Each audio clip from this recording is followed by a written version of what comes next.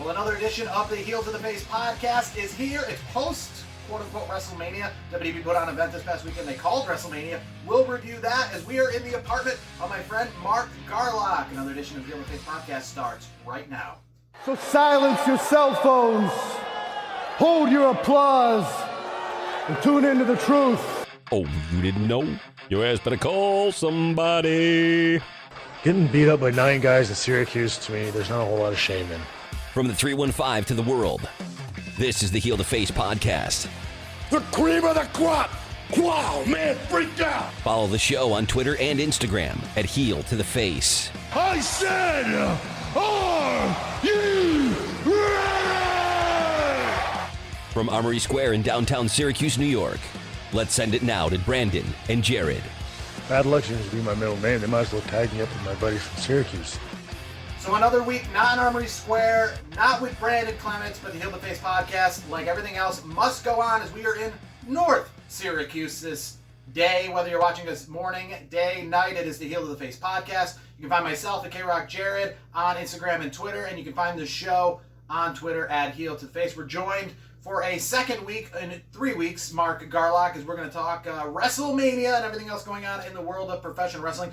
So WrestleMania took place this past Saturday and Sunday. And before we get to that, I'll just say, everyone's entitled to their opinions. Everyone's entitled to what they liked and what they didn't like about WrestleMania.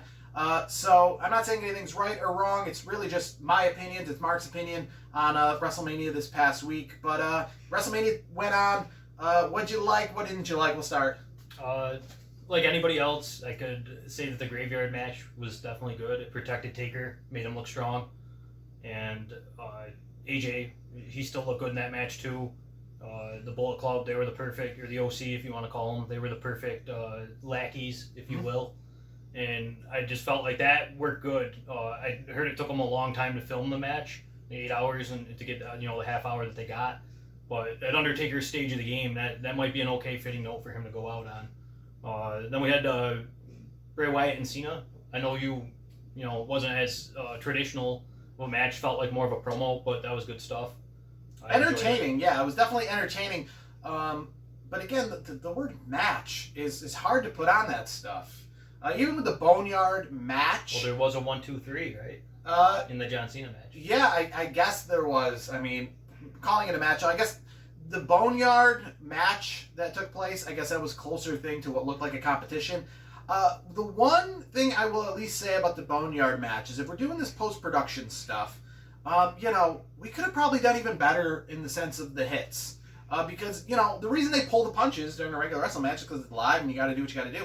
But, in a regular movie, they don't pull the punches. You got stuntmen, you got better, and WWE makes films. So they should probably be able to make it look like, it still looked like wrestling. Well, it had that weird, in-between feel, where it definitely looked like a B-rated movie budget, but it added to the rawness, at least for The Undertaker. Yeah, they're still doing wrestling moves and stuff like that in the match. The Bray segment was just an example of what WWE does at its best, and the Firefly Funhouse actually epitomizes what their strengths are, which has always been production. And Dana White, Ted Turner, a lot of guys, a lot of promoters always say that Vince is the best in the business at the video packages. Getting you emotionally involved through footage compilations, through music, and that's really one of their strengths, and they were able to highlight that. So with the Boneyard match and the Undertaker and AJ Styles, a lot of people I've been reading on Twitter have said, this is the way to go if Undertaker ever competes, because we know he's not done, he's never done. If Undertaker is to compete going forward, do you want to see this as his sole thing from now on, being in these kind of post-production matches? Do you not want to see him in the ring traditionally anymore? I think it works for Sting and maybe for a couple of other guys. Do you want to see if Undertaker ever does face Sting? You want it this style? I think it would be better than a traditional match at this point because both guys are Asian and pushing 60. Taker, since the Roman Reigns match where he probably should have retired a couple years ago when he laid his hat and gloves in the ring, he looks better now. His hips fixed, but he's still pushing 60, and he can't do everything that he used to be able to do, and it does protect him. It looks, I think he could get a little bit more life out of it. I like his hybrid character. He can do more, adding in the big evil with the dead man. It suits him, but going forward, it's just going to be a question of how many more Mark wants to do. I mean, I still think he's got a few left in him. Obviously, I feel like those Saudi Arabia shows are still going to go on with him. They're not. I mean, they're still got to have a bunch of big names. It's kind of strange because I'm going to add in a second, like, what do we do with Brock Lesnar? What do we do with Goldberg? But especially Brock Lesnar. I don't think they're done with Brock Lesnar. I mean, we saw the promo for WrestleMania in Los Angeles next year, and part of that promo was a little vignette, in the street sign that had Suplex City. I don't think they're done with him, and I don't think they're done with Goldberg, and I don't think they're done with Undertaker. Well, not to interrupt you, but it's interesting that you do mention Goldberg because the buzz on the internet right now is that Goldberg is kind done of again. Not really held them hostage, but he views his character as a superhero, and that's how he feels kids look at his character. And for that reason, he wanted to protect himself when he came back, and getting the win over Bray Wyatt was huge for his character. I feel like he does owe the favor back. At some point, he'll come back and put somebody over.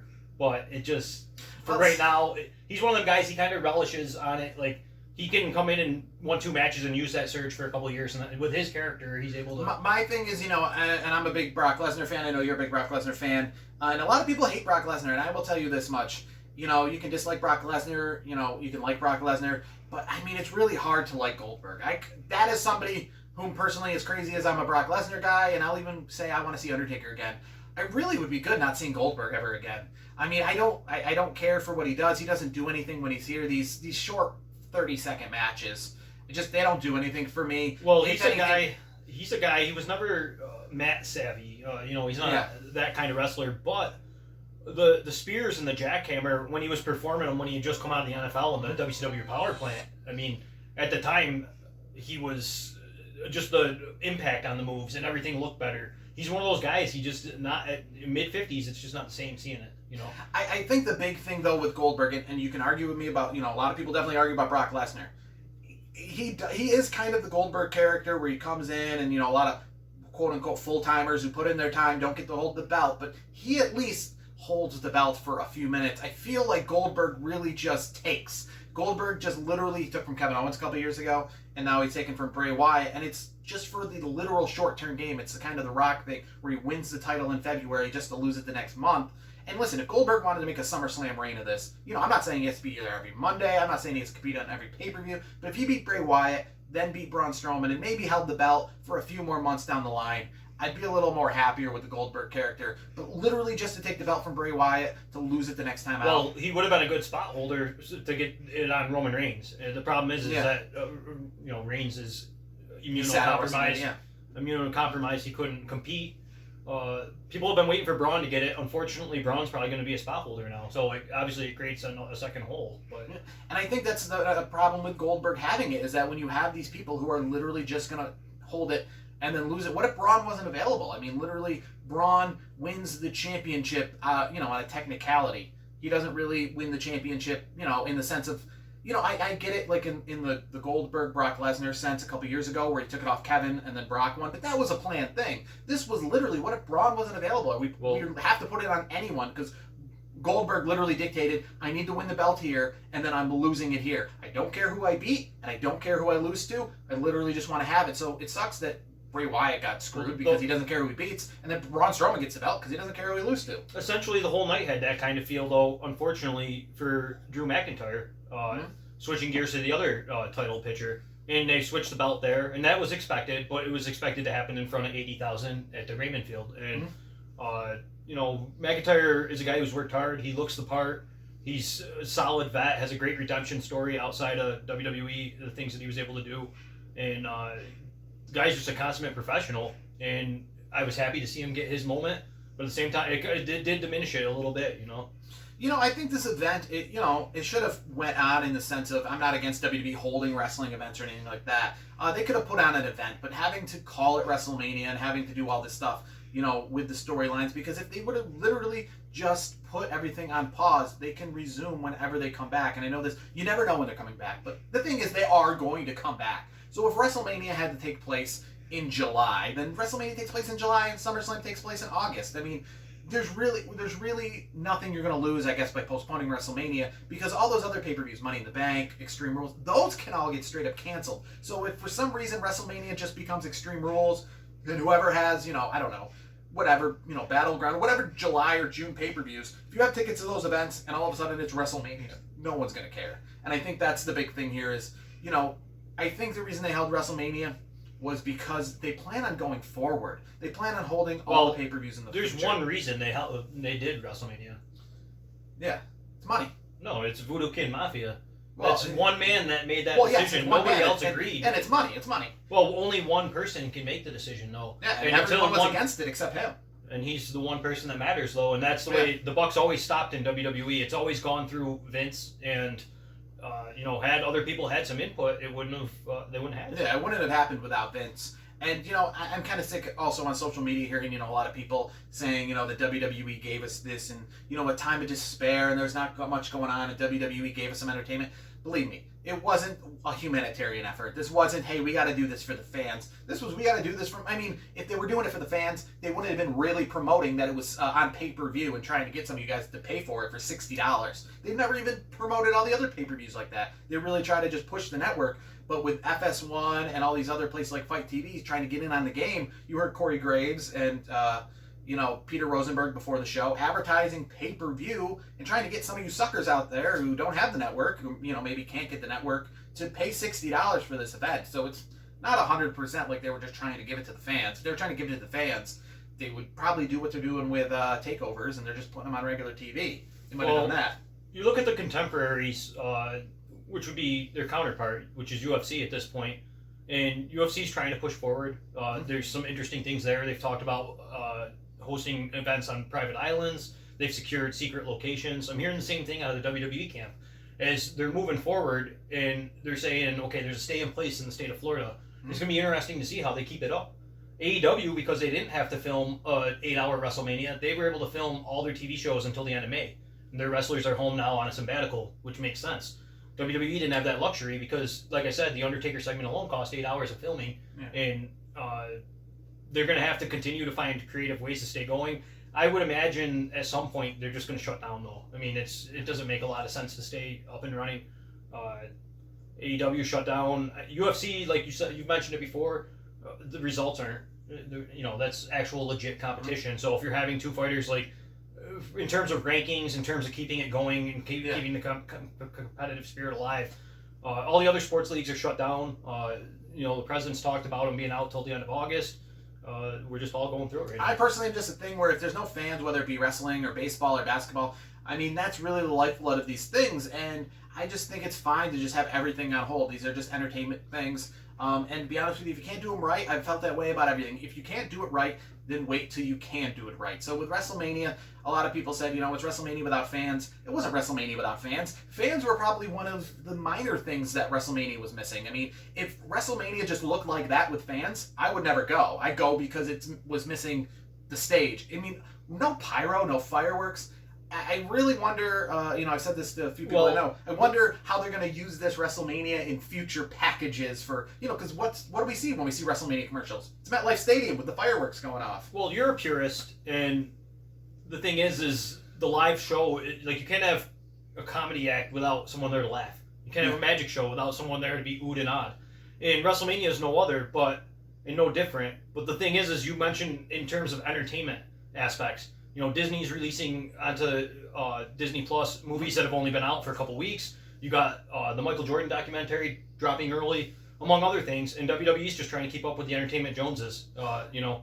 You know, and we saw this past week that they broke all sorts of records when it comes to viewership for WrestleMania and its social media records and everything like that. But I guess the one part we take away from having this WrestleMania was I was watching with family who's not a big wrestling fan. I mean, obviously normally I'd be there, but I was watching with some family. They don't really watch wrestling, and I actually had to turn off WrestleMania to show them what a WrestleMania looks like. And normally that's what I do. That's the showcase. I mean, how many times do people say, why drive to Buffalo? Why drive to New York City to watch wrestling? It comes to your town all the time, and you try to explain to the quote-unquote non-wrestling fan the difference. They just think monster trucks are monster trucks wherever they are. But to a wrestling fan who knows, I guess, the difference when it comes to the production, because that's what we're paying for. When you go to a pay-per-view or you go to WrestleMania, you're paying for production, because Roman Reigns and Kevin Owens are Roman Reigns and Kevin Owens. I mean, 2CW, which is the indie wrestling fed that was here forever, you know, that is WrestleMania just without the production. Well, when we first had spoke about WrestleMania, one of the first things that you told me when you were reviewing it was that the Edge and Orton match didn't really feel disturbed. because that's like a boiler room. It's meant to be filmed. Yeah. It's meant to be backstage. You don't really need added sound. Those guys put on a classic, instant classic, really. 40-plus minute match. They're both, Well, I guess I'll say this much, is WrestleMania, all it had was wrestling.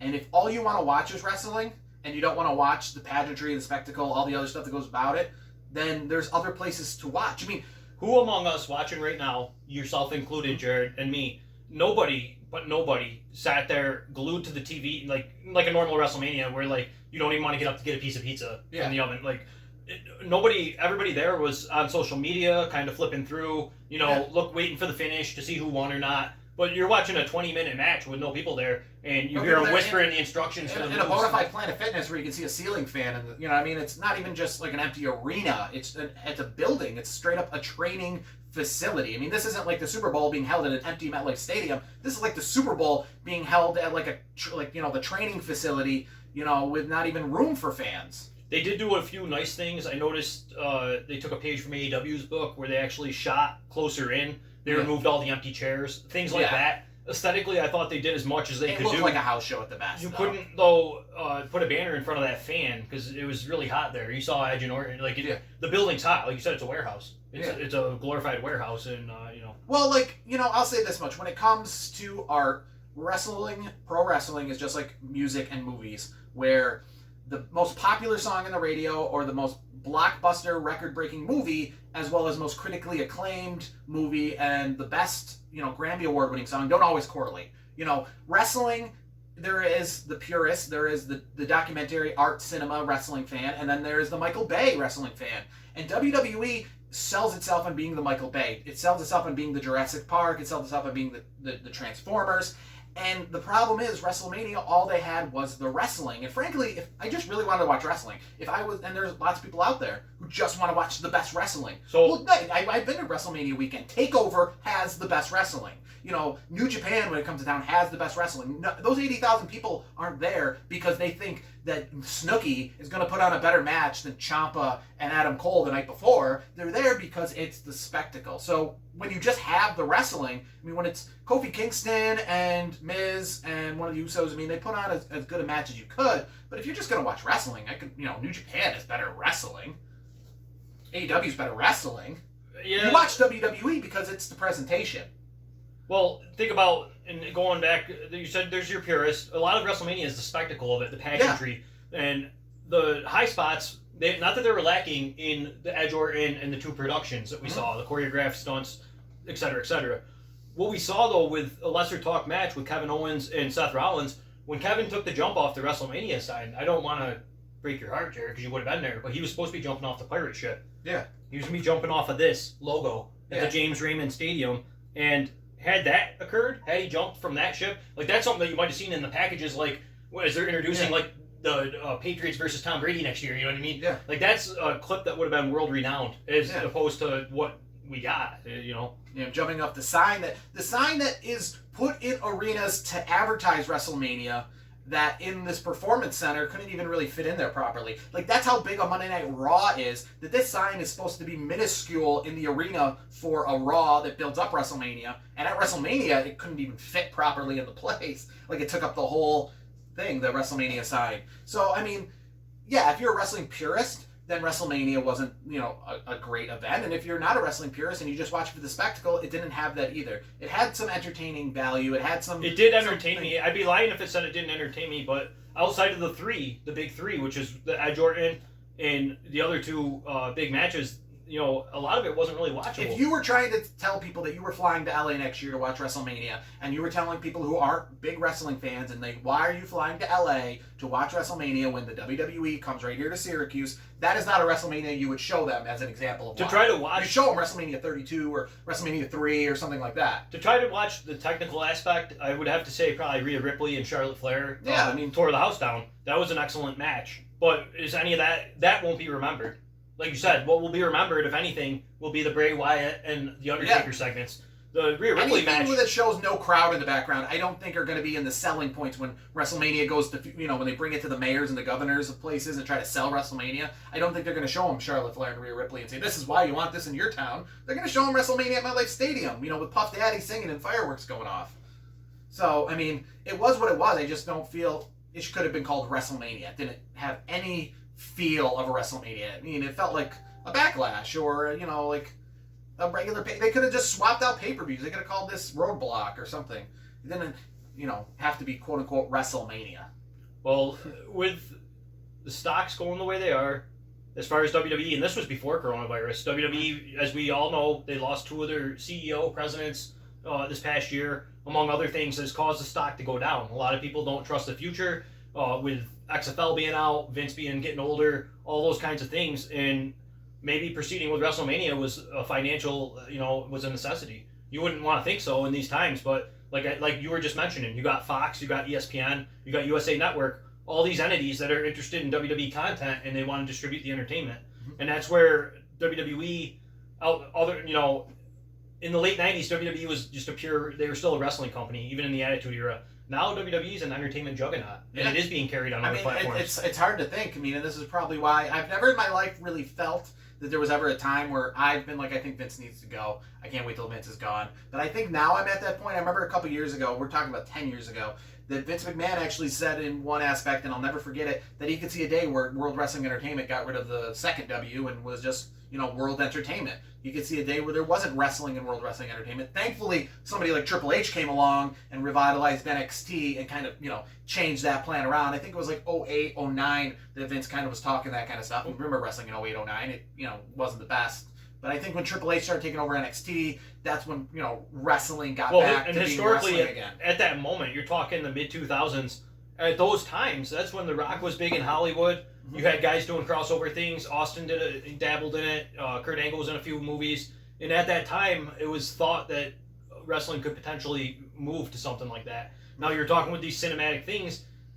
Outside of The Undertaker, I don't know that I really would want to buy that on a regular basis, being part of a pay-per-view. No, I mean, if wrestling looks like this from here on out, I wouldn't watch WWE. If WWE just looked like this from here on out, it was at the Performance Center, it was just a TV show, or even if it just, was in small arenas. Let's say WrestleMania took place next year in Orlando at the Amway Center, and they, just had a house show-like entrance. I mean, I might start to... I don't think I'd stop watching wrestling, but I think my time with WWE might be fading out. If it just kept looking like this.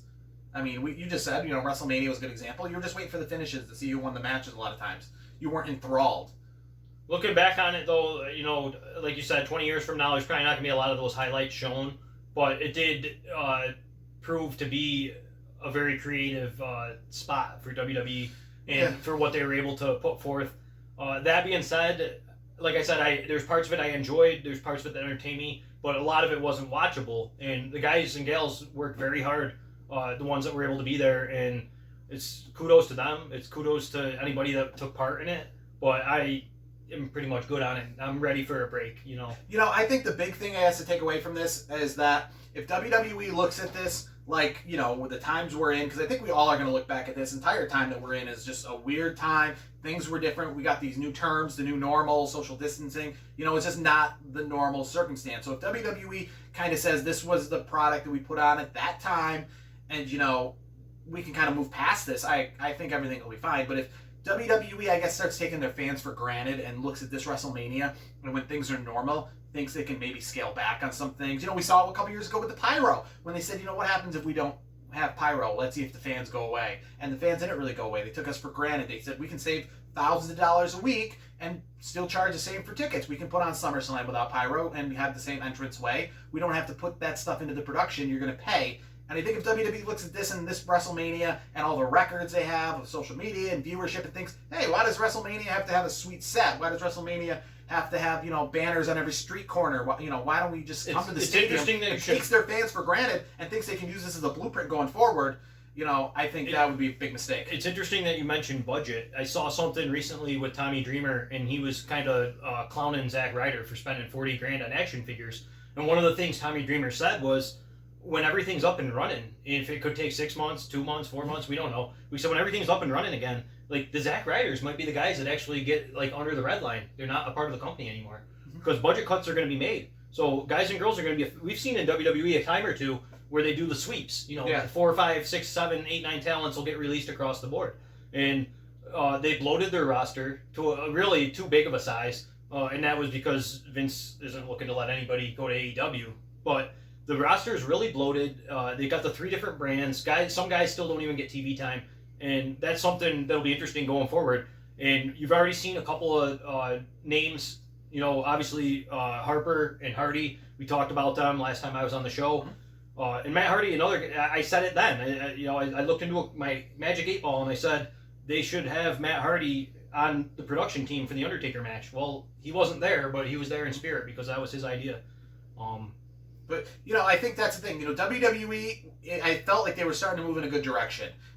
We got Pyro back again. SmackDown's on Friday nights on Fox, to national television. You got that backstage show on national TV. You're starting to get a lot more mainstream publicity. So you have the wrestling from 1 or 2 years ago, where it started to get good. And now we're adding back the elements of WWE. So you're having the mix. You're having the good wrestling and the Attitude Era, Pyro, and performance. So I think you're going in the right direction. Don't use this WrestleMania as an idea that you can take advantage of fans and take a step back. Get rid of the pyro again, get rid of the elaborate sets again. Don't look at this idea as, hey, why don't we just have the house show set for all pay-per-views? Hey, why do we even have a WrestleMania sign? That's a way, don't do that. I think if you just look at this as an outlier, just say, hey, this was just an example of the time we were in. It was a unique WrestleMania because of what it was, and we're going to go back to the regular plan next year, and it's going to look the same, then that's fine. What was one thing you noticed in the main event, Jared? My buddy asked me this question after I watched the show. And I said, I don't know, it looked pretty much normal. No, Paul Heyman didn't introduce Brock Lesnar because that's something that doesn't work without 80,000 people there to say, hello, ladies and gentlemen, and 80,000 people say, my name is, so they skipped it. So there's certain aspects that you just couldn't, you can't have without a crowd there. And it definitely takes away from them. Well, I guess I'm just extra glad I went to the Royal Rumble this year because that, I guess, is the real WrestleMania because, when Drew McIntyre won the Royal Rumble, he got fireworks in front of 40,000 people. When he wins WrestleMania, he got nothing. He got his music playing in the background. You can get that at a house show, and maybe probably actually be better. You get people there at least. I think a house show would have been a better place for him to win the belt because at least you'd have the people. But, like I said, if they can move forward from this and wrestling looks the same again, I personally think for everyone who likes all of this, and as WrestleMania was fine, wait till you watch the first Monday Night Raw, because I feel like when actual television returns again, Raw and SmackDown returns with people in attendance, they're probably going to be, you're going to look back at WrestleMania and go, oh yeah, wow, even Raw was better than that. I saw, and it speaks to, we've been listening, Jared, you weren't very happy with the overall production. Where would it rate? Not in comparison to other events, but just a report card grade from what you saw. I gave it a 5 out of 10, that kind of thing. I gave it it's hard to tell because, where do I give other WrestleManias? I definitely say it's hard. I don't want to say it's the worst pay-per-view so far this year, but, it might have been. It might have been, because WWE to me is part wrestling, part production. And the wrestling was okay, but I think, and here's the thing, I think this Performance Center thing, I think that'd be a great idea to have a pay-per-view. Bring back the in-your-house pay-per-view concept and have it at the Performance Center every May or June or one of these throwaway pay-per-views and kind of do that. It's unique, it's different. It just sucks it had to be WrestleMania. If that was tables, ladders, and chairs, I'd say, hey, it made tables, ladders, and chairs a little more interesting, but because it was WrestleMania, it was tough. When they did the anniversary Raw, they had it at the 2 locations. Help me, where was the smaller one? There's Manhattan Center inside. Yeah, the Manhattan Center ballroom. Yeah, because of the nostalgia and because that's where the first one took place. Yeah. But they were too greedy then to hold even Monday Night Raw in a venue that small. So going forward, would it be cool to see had that WrestleMania played there in front of that kind of a crowd? It would have been cool to hear the reactions. It'd be like at a glorified indie show. Part of the fun of an indie show is you can hear individual fans chanting things at wrestlers. Yeah. There's something to be said for that, but WrestleMania, really, ballpark, has got to be in front of the 80,000. Think about Rock and Hogan. That match was. I'll never forget a young 19-year-old Mark and Jared going to Detroit in a 95 Hyundai Accent in a dream, and we made it there, and we were able to see. I had been to, at this point in my life, I hadn't even been to an NFL game, but I remember just looking overhead from the top of the 4th level of the parking garage. We were getting some photos and just seeing the 80,000 people pile in there.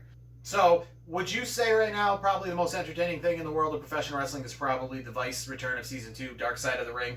We already had the Chris Benoit story, New Jack just the other night. I was talking to you off air with this, and that's New Jack put out a YouTube video where he shot and said that he's not a big fan of the politics of professional wrestling, and that he feels that his 2004 tryout with WWE was sabotaged because he spoke to Vince McMahon, and unless Vince McMahon speaks to you, then, that's an unwritten rule, and he doesn't want to follow these unwritten rules. But personally, I said, I don't think that was the case. I think because he spoke to Vince McMahon, and Vince McMahon realized he was there, and, Vince McMahon doesn't literally see everything. He tries to oversee everything, but there's probably wrestlers on the card or in dark matches that he doesn't literally know for sure where they came from. He has executives, he has a whole team of people, and when he realized that New Jack was there, realizing, I'm not hiring this guy.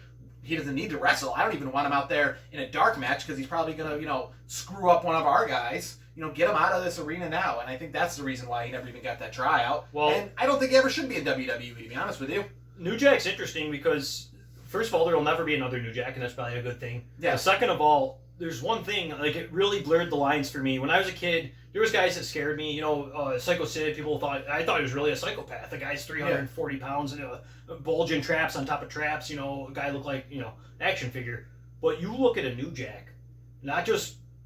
You tell me right now, if you're locked in this room with New Jack right now, he's like what Mike Tyson was in the 90s. Would you be more scared of New Jack than Brock Lesnar? I mean, reasonably so. Yeah, because New Jack, he's one of these things. I don't even understand how he made it in the business as long as he did. I don't know how many people got in the ring with him. There's probably lots of matches that think everything went on just as planned.